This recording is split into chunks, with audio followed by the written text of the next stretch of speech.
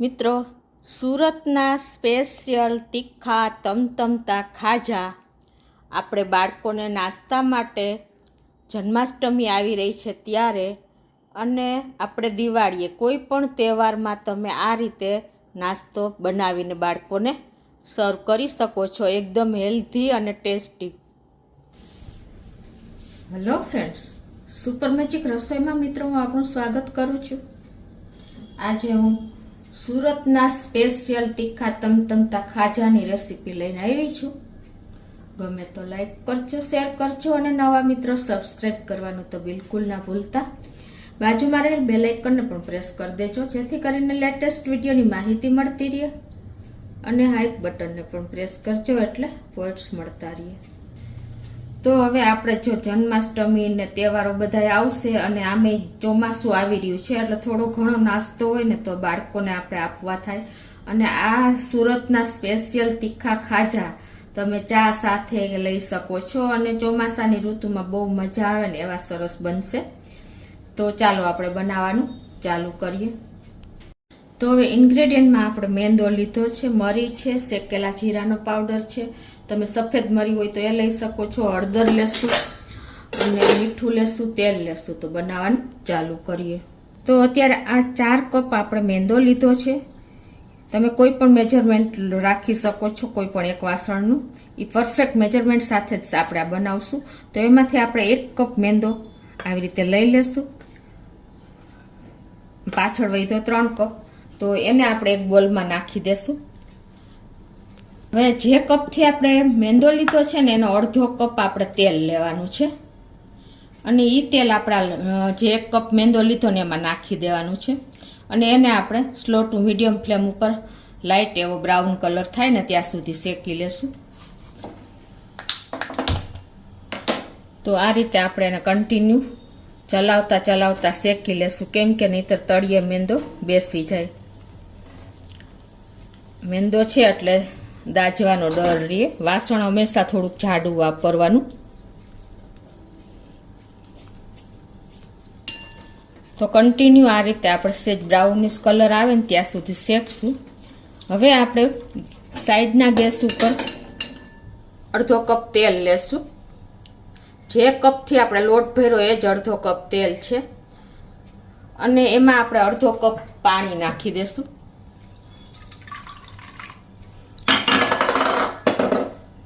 અને હવે gas on કરીને આને આપણે સેજ અમથું ઉકાળી લેશું. એમાં આપણે 1/4 ટીસ્પૂન જેવું મીઠું અને સેજ અમથી 1/4 ટીસ્પૂન જેવી હળદર નાખી દેશું. આ રીતે આપણે મિક્સ કરી અને એને સેજ આપણે સતપ એટલે કે બબલ્સ આવે ને એટલું જ આપણે ઉકાળશું.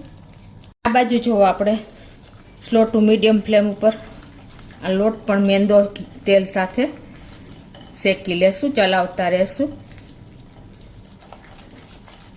પાણી પણ આપણું ઉકળી જ ગયું છે. ગેસ બંધ કરી દઉં છું. અને આ બાજુ આપણે જો જે લોટ શેકીએ છીએ ને એ પણ આપણે થોડો એવો લાઇટ એવો શેકાઈ જ ગયો છે. હજી 1-2 મિનિટ લાગશે.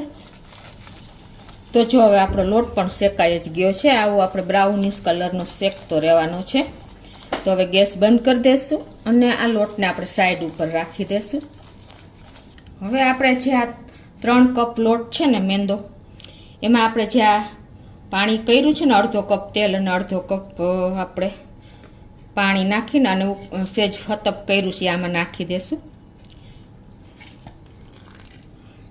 અને થોડુંક આપણે જોઈએ એ પ્રમાણે હજી થોડુંક પાણી નાખશું, કેમ કે આ લોટ થોડોક આપણે ઢીલો જ બાંધવાનો છે. એટલે આપણે જોઈએ એ પ્રમાણે પાણી નાખીને અને લોટને ઢીલો એવો બાંધી લેશું.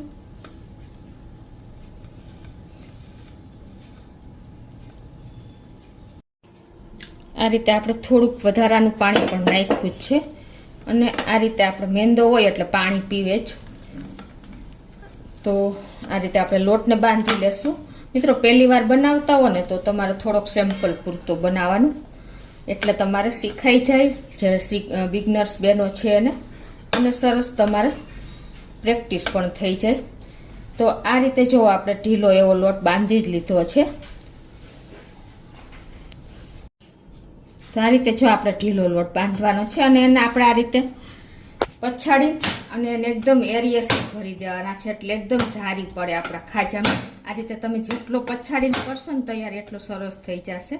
હવે આને આપણે આ રીતે સેજો એકદમ સરસ આપણે આ રીતે ઢીલો જ લોટ બાંધ્યો છે.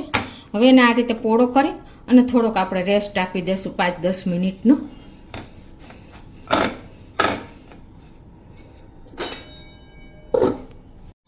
તો હવે જો આપણે આ જે લોટ શેક્યો છે ને મેંદાનો, એમાં આપણે મસાલો કરી લેશું.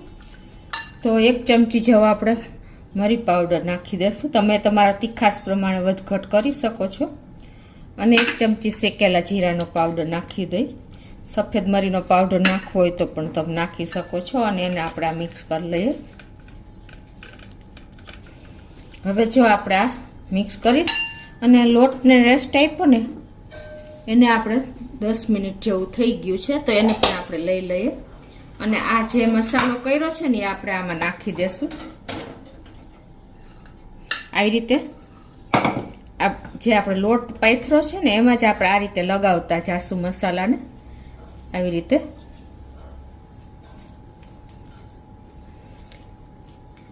અને પછી એને આપણે આ રીતે ફોલ્ડ કરશું. આવી રીતે પાછો મસાલો લગાવી દેવાનો.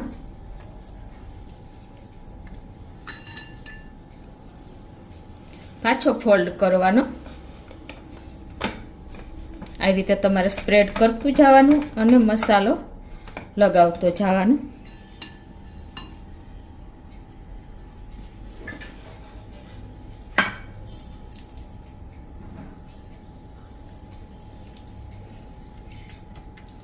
અને પાછું આપણે એને આ રીતે ફોલ્ડ કરી અને આ બધો જ મસાલો આપણે આમાં લગાવી લેશું.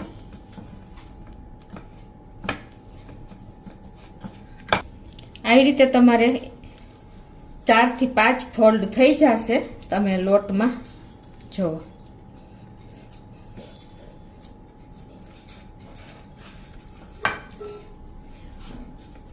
ટૂંકમાં તમે જે આ અડધો કપ લોટ અને અડધો કપ જે ઘી લગાવ્યું છે ને, મિક્સ કર્યું છે ને મસાલા સાથે, એ આમાં જ આપણે એડ કરી દેવાનું છે. તો આ રીતે આપણે 5 થી 6 ફોલ્ડ કર્યા છે અલગ અલગ રીતે, એટલે તમારો એકદમ સરસ લોટ તૈયાર થઈ જશે. હવે કાંઈ નથી કરવાનું તમારે. આ રીતે ફોલ્ડ કર્યા પછી એમાંથી નાના નાના લુવા લઈ અને તમારે એને તૈયાર કરી લેવાના છે. આવી રીતે તમારે જેવડા ખાજા કરવા હોય એ પ્રમાણે તમારે લુવાને લઈ લેવાના છે.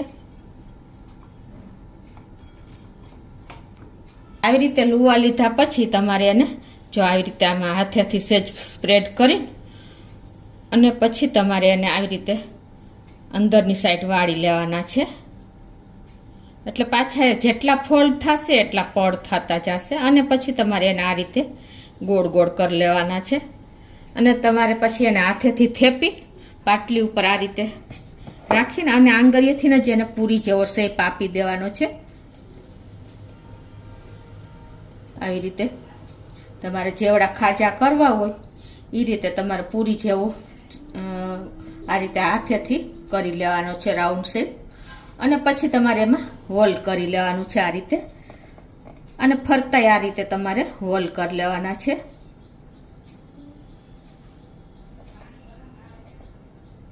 આ રીતે તમારે બધાય ખાજા તૈયાર કરી લેવાના છે.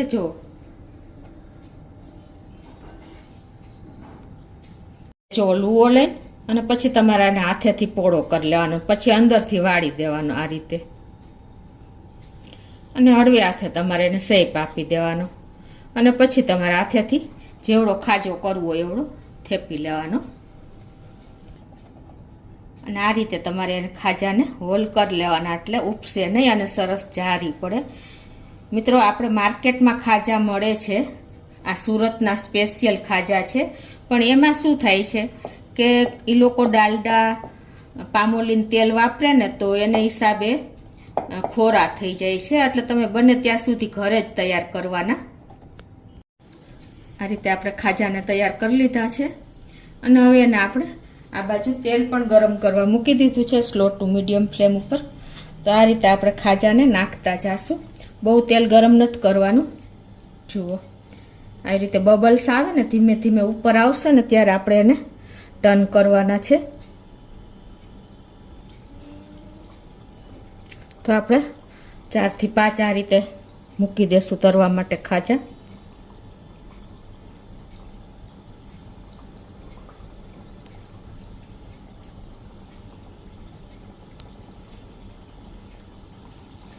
આ રીતે જો આપણે ઉપર આવે ને પછી જ ખાજાને ટર્ન કરવાના છે. એ પહેલાં આપણે એને ટચ નથી કરવાના. આવી રીતે ઉપર આવે એટલે ટર્ન કરી દેશું.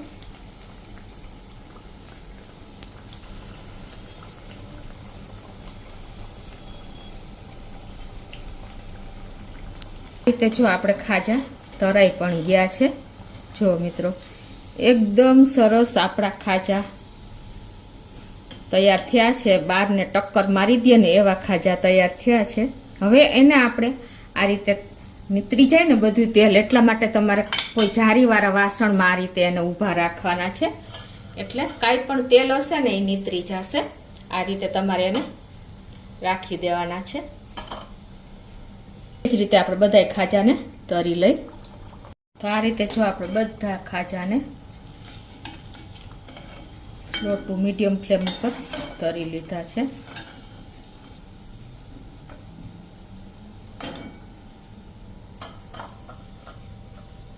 તો આ રીતે જો આપણે જારામાં નાખતા ગયા હતા અને લેતા ગયા હતા પણ બિલકુલ તેલ એટલું નથી નીતરું. જો તમને ખ્યાલ આવી જતો હશે. આ બધા જ ખાજા મેં નિતારીને પ્લેટમાં લીધા છે. તો મિત્રો આપણે સુરતના સ્પેશિયલ તીખા તમતમતા ખાજા તૈયાર થયા છે. અને એ પણ એકદમ જાળીદાર તૈયાર થયા છે. જો છે ને આમ બિસ્કિટ જેવા આપણે મોઢામાં મૂકતા લોપ થઈ જાય ને એવા આપણા સુરતી સ્પેશિયલ તીખા ખાજા બનાવ્યા છે. તો તમે ચોક્કસ એક વખત આ રીતે ટ્રાય કરજો અને મને કોમેન્ટ બોક્સમાં જણાવજો કે તમને આ ખાજાનો વિડીયો કેવો લાગ્યો. ગમે તો લાઈક કરજો, શેર કરજો અને નવા મિત્રો સબસ્ક્રાઈબ કરવાનું તો બિલકુલ ના ભૂલતા.